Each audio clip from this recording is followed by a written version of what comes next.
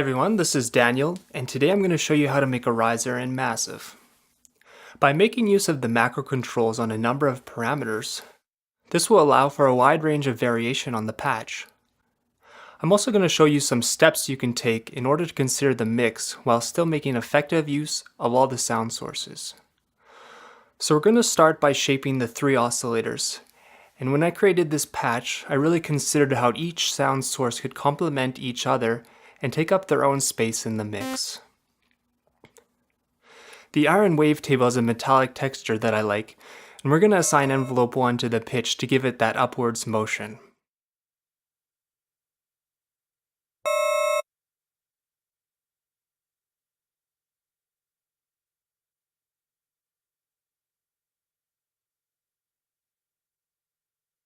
Coming down to the modulation oscillator, I'm going to assign ring modulation to oscillator 1.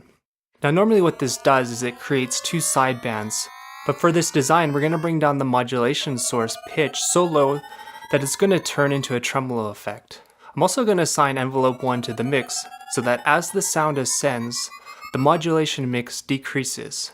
However, by assigning macro 6 as a sidechain, we're going to be able to control whether we want envelope 1 to modulate the mix or not.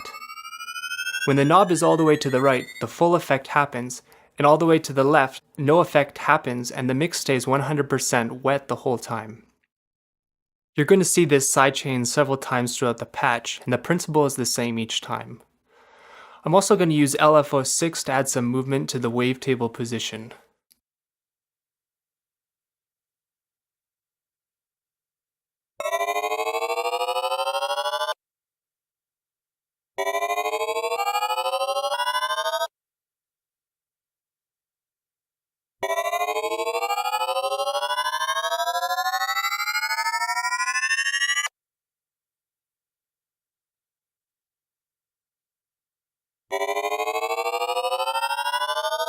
Now as you might know, envelope 4 controls the amplitude of the overall patch, and we're going to have the sound fade in slightly by adjusting the attack time. If you wish, you can set restart via gate, which ensures that all the sources will start in phase each time you push down a new key. Here you can set the voice count to 2, and use envelope 1 to modulate the pitch cutoff, which is going to create some dissonance over time. And then you can widen the stereo image by changing the pan position.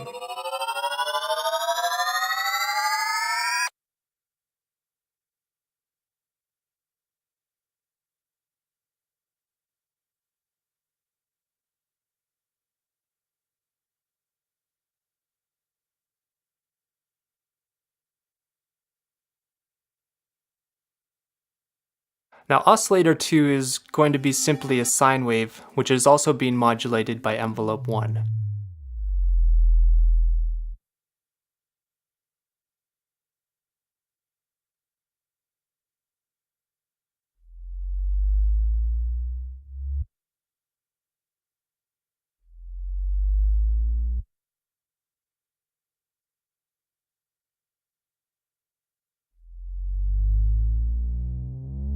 This is going to be lower in pitch, and so what I'm going to do is set the routing so that it bypasses all the effects and comes straight out into the EQ and then the master. Later on, when we add other effects and distortion, we don't want the low frequencies to be affected by this, otherwise it's going to crowd and muddy up the mix very quickly. Oscillator 3 is going to be a little bit above oscillator 2 in terms of the frequency spectrum, and again envelope 1 will modulate various parameters.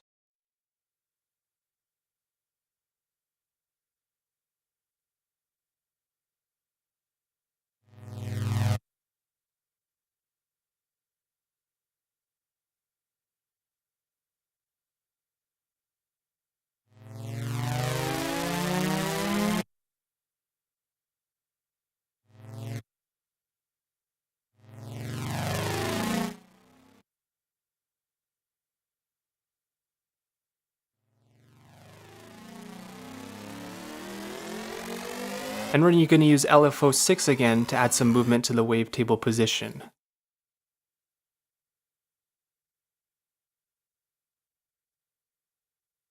This time we're going to use macro 8 as the sidechain.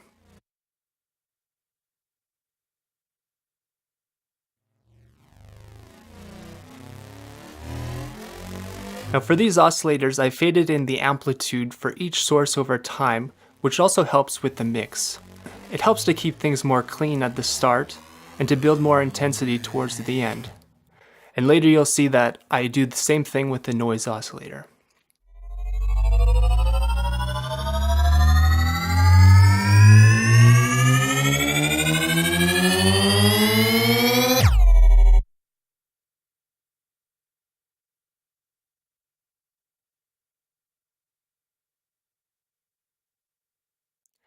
Moving over to the filters, we're going to use a screen filter for filter number 1 and a low pass for filter number 2.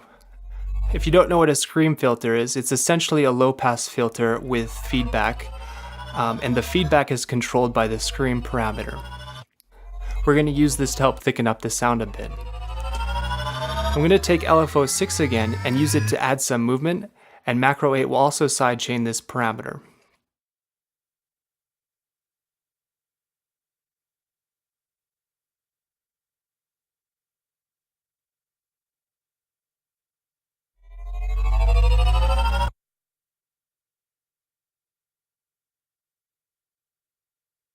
To control the overall cutoff of the entire sound, with the exception of oscillator 2, because as previously mentioned it bypasses the filters, you can put macro 1 on both of the cutoffs.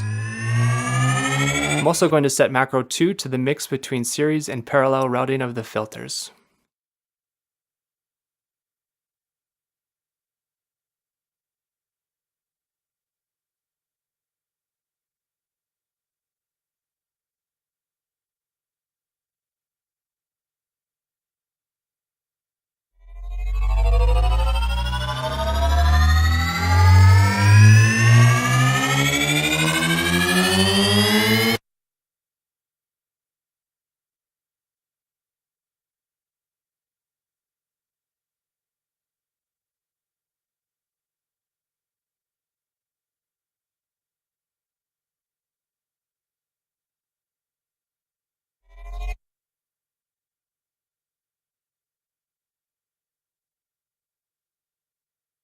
Now the inserts play a big role in the overall harmonic excitement of this sound.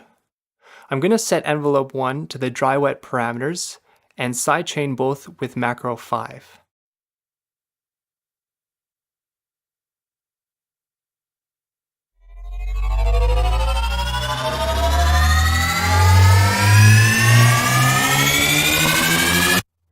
By keeping macro 5 to the right, the sound will become distorted over time. However, to the left, no effect will occur.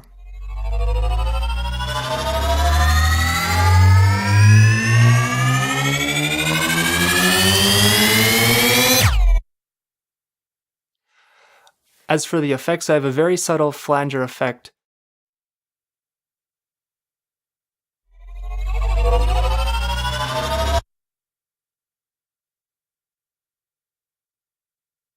And also dimension expander to increase the perceived width.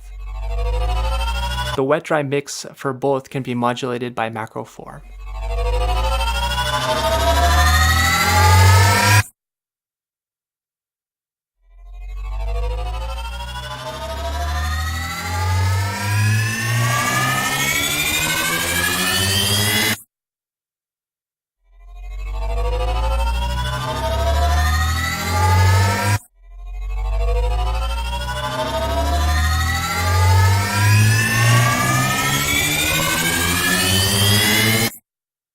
And lastly, I found that adding a bit of noise helps to make the sound even bigger and more intense.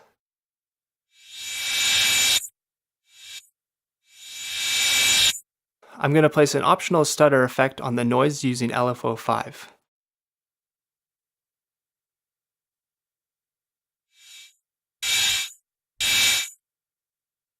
And by using macro 3 on the amplitude of LFO5, you can decide whether you want the stutter to occur or not.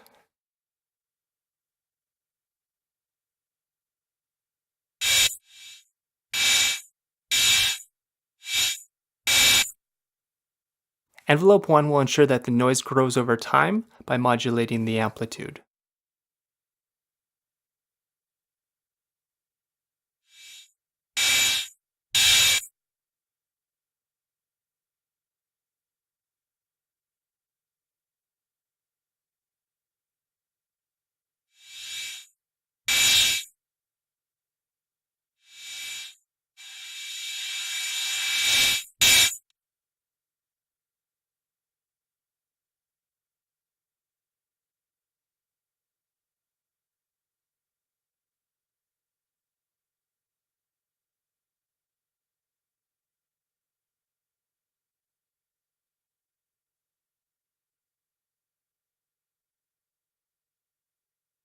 One other thing is I also recommend that if you want the extra stutter, then along with dialing the macro 3 knob to the right, you should also turn on the sidechain here so that the noise is not present at the beginning of the sound.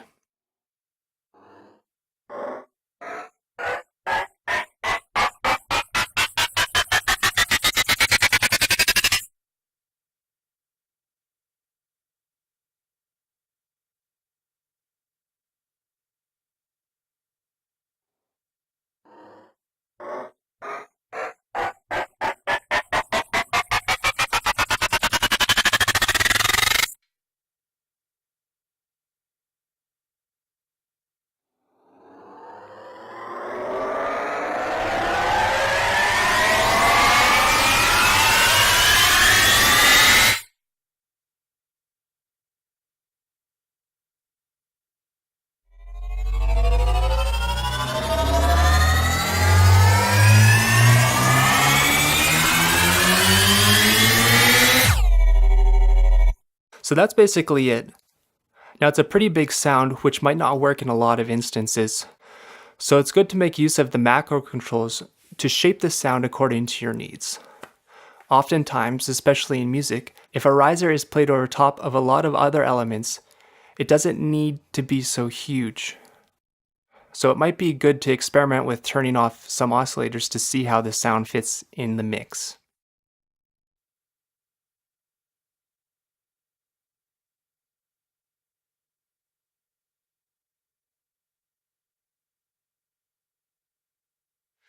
And to finish it off, you can render it out.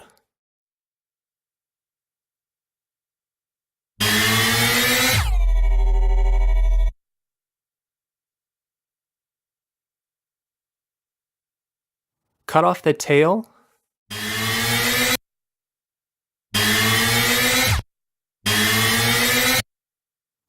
You can fade it in if you like.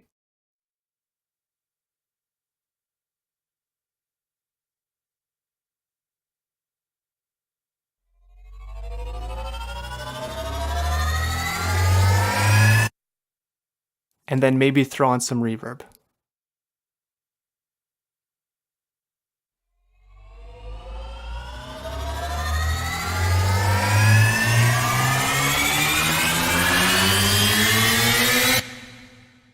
Thanks for watching.